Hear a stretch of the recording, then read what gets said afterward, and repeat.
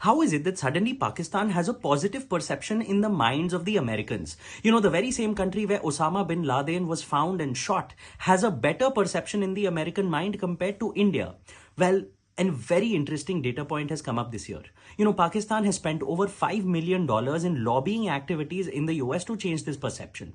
In fact, they've been paying money to 6 different firms. The first one to actually change their perception in the general public, such that on social media, when India and Pakistan were in a war, people of the US would actually believe that Pakistan was the poor victim and India was the bully.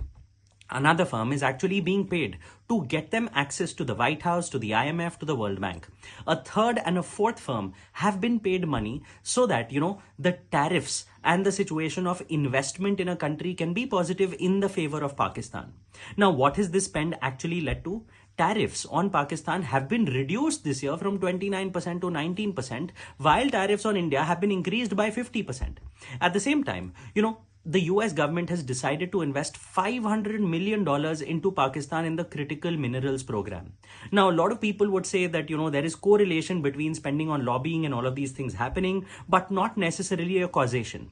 But it today seems like, it's not just limited to D2C founders and businesses who actually spend on PR activity and performance marketing. Today, even governments are actually making that kind of spend to improve geopolitical relations, which is so surprising. But to this, I would really want to remind countries, think about it. When companies actually spend on advertising on platforms, they may see a short-term bump in revenues, but in the long term, who really makes the money? It's the platform itself. But this brings up the question, should India also increase its spend on lobbying in the US?